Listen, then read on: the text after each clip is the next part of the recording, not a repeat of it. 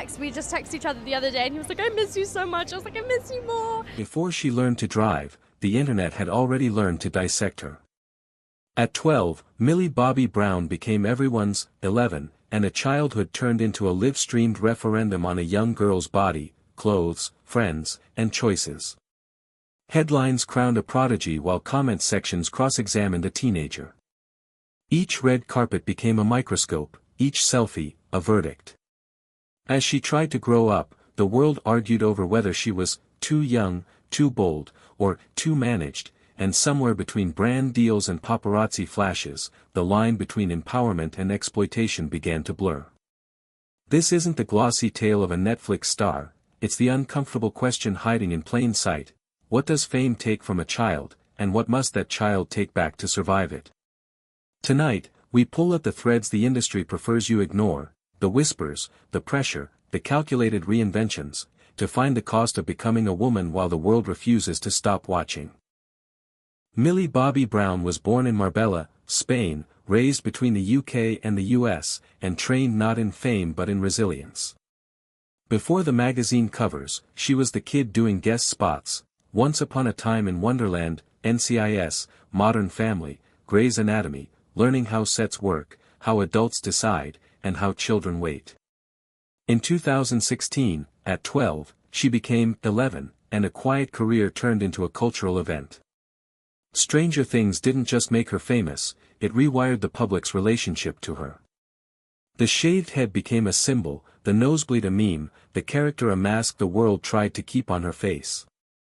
As the show exploded, so did expectations, press tours calibrated down to seconds, red carpets framed for virality, interviews asking an early teenager to explain power, horror, nostalgia, and herself. Growing up in public is not a montage, it's a negotiation. Brands called. Florence by Mills launched, selling a softer idea of beauty to a generation raised online. Film offers followed, Godzilla, Enola Holmes, projects where she didn't just star, she produced, pushing for control in a system that rarely gives it to girls her age. At the same time, the internet did what it always does, it blurred curiosity into entitlement. Harmless, stan, culture slid into surveillance, outfits audited, friendships litigated, birthdays turned into battlegrounds over what a young woman should look like. The contradictions multiplied. Journalists praised her poise, then criticized her polish. Commenters demanded authenticity, then punished imperfection. Think pieces warned about the sexualization of teen stars, while harvesting the same clicks they condemned. When her personal life entered headlines, romance, engagement, marriage, the tone hardened, celebration mixed with suspicion, as if every step into adulthood required a permission slip from strangers. Behind the scenes, a different Millie took shape, a worker, learning contracts and camera angles. A storyteller, co-writing a World War II novel inspired by family history, a producer, deciding which version of herself the audience gets and which parts no longer belong to them. But each attempt to claim her narrative triggered a familiar backlash: too curated, too grown, too fast. The question stopped being whether she had talent. It became whether the world would let her use it on her own terms. This is the stage on which our story unfolds, a child star turning adult under floodlights, with fandom, media, and commerce pulling in opposite directions, and a young woman trying to draw a boundary line while the crowd keeps stepping over it. The rise was cinematic. Stranger Things turned a first-time teen lead into a global fixture, and Millie learned fast how to carry a franchise, anchor press tours, and translate a character's power into her own voice. Offers followed, monster universes and mystery capers, then a leap behind the camera, executive producer credits, table reads where she could say, "Let's do it this way." Florence by Mills arrived, wrapped in a message of gentle, age-appropriate beauty. The brand sold not rebellion, but self-possession. But growing up on a timeline the world could scroll brought its own whiplash. Every year meant a new phase the internet felt entitled to approve or punish. Outfits sparked debates about too young or too adult. Harmless clips became court exhibits in a culture that mistakes commentary for care. Paparazzi lines blurred, fan accounts drifted from support to surveillance. Praise and policing arrived in the same notification. The backlash cycles hardened. 1 week. Applause for a sharp interview, a philanthropic note, a savvy producing move. Next week, a storm over a red carpet look, a friendship rumor, an out-of-context clip. Think Pieces asked if the world was sexualizing a teenager, then ran thumbnails designed to do exactly that. When her personal life made headlines, engagement, then marriage while still very young, the discourse went from curiosity to cross-examination. To some, it was a love story. To others, a referendum, too soon, too staged, too managed. She smiled anyway, building a life off camera while cameras refused to look away. Work didn't slow. Enola Holmes proved she could front a franchise on her terms. Damsel showed she could anchor an action drama without a knight to save her. On sets, she was no longer the kid in the room, she was the one asking for rewrites, pushing for boundaries, choosing how close the lens could get. Yet the paradox held, the more control she claimed, the more critics called it calculated. Authenticity, the internet's favorite demand, was graded against an ever-moving rubric. If there was a fall, it wasn't a collapse of career, it was the sting of realizing that adolescence had been negotiated in public. Some lessons came with lawyers, others with silence, some with careful statements, others with a decision not to feed the machine. The brand of Millie Bobby Brown became an armor, pastel packaging around hard-won limits, a way to speak softly while drawing firm lines. By the time the world declared her grown, the damage had been done and the discipline set in. She learned to let storms blow past, to treat outrage as weather. The girl the internet tried to manage had become a woman managing the narrative, steadily, imperfectly, deliberately, while the comments kept chasing a version of her that no longer existed. Here's the truth: no campaign can pretty up. When a child becomes a brand, the audience starts believing they own the person. With Millie, curiosity turned into entitlement. Outfits were moral tests. Friendships became evidence. Silence was treated as guilt, speaking up was called attention-seeking. The algorithm didn't care she was growing up, it just rewarded whatever got the strongest reaction, even when that meant zooming a lens where it never belonged. The sexualization of teen stars wasn't a think piece, it was a business model. Headlines warned about it while thumbnails cashed in on it. Clips were slowed down, captions sharpened, body language analyzed by strangers who mistook surveillance for concern. When disturbing online claims surfaced, her representatives pushed back, but by then the spectacle had already done what spectacles do, reduce a human to a storyline. Then came the pivot from child prodigy to young woman, a transition that should have been private, patient, and boring.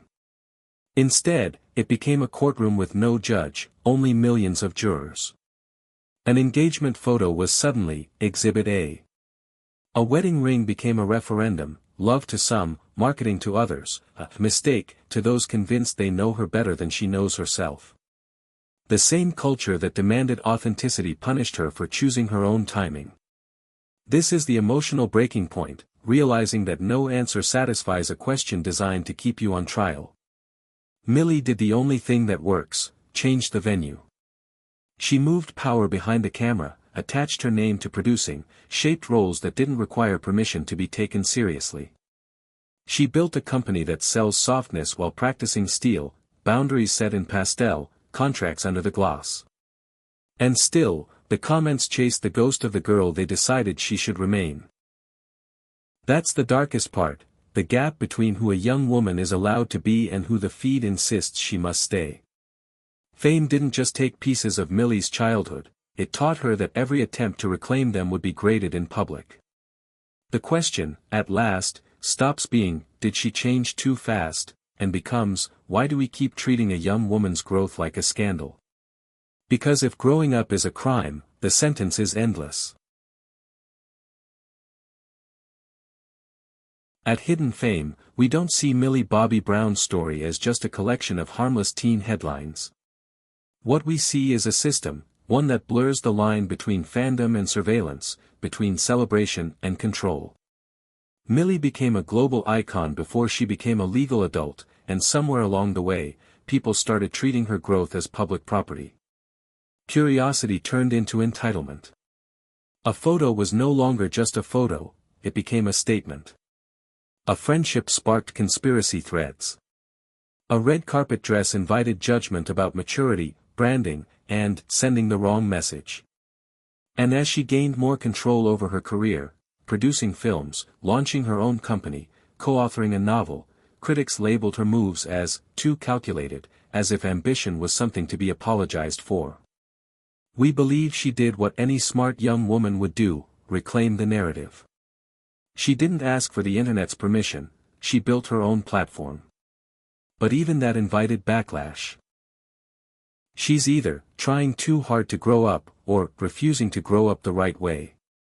The truth is simpler, Millie is writing her own arc, and the world is struggling to let go of the version it made up for her. So what does that say about us? Every viral outrage, every dissected outfit, every debate over whether she's too this or not enough that, reveals more about our culture than it does about her.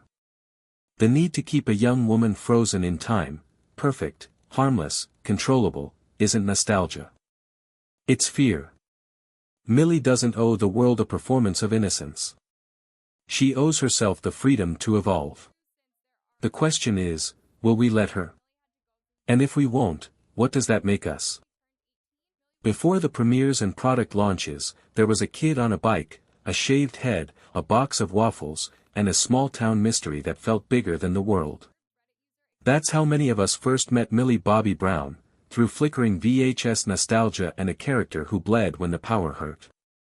We remember the wonder, the synths, the dim basement lights, the way a quiet girl could move a whole room with one look. Years passed in fast motion. The edges sharpened, press lines, brand boards, camera flashes, and the girl inside the frame kept changing even when the frame tried not to. What remains is a collage, a convention stage and a quiet set, a childhood meme and a wedding ring, the softness of a beauty brand and the steel of a producer's note. The internet will file it under Kira's. She will call it a life. Maybe that's the real nostalgia, not the show, but the certainty we once felt about who she was to us. Certainty is easy when someone is frozen in a role. It's harder, and braver, to watch her step out of it. So we leave the ending open, as all honest stories do. The kid on the bike rides off screen, the woman keeps walking toward a scene she writes for herself. We can cheer. We can complain. But we don't get to call, cut. Some stories were never meant to be known. But now, you know.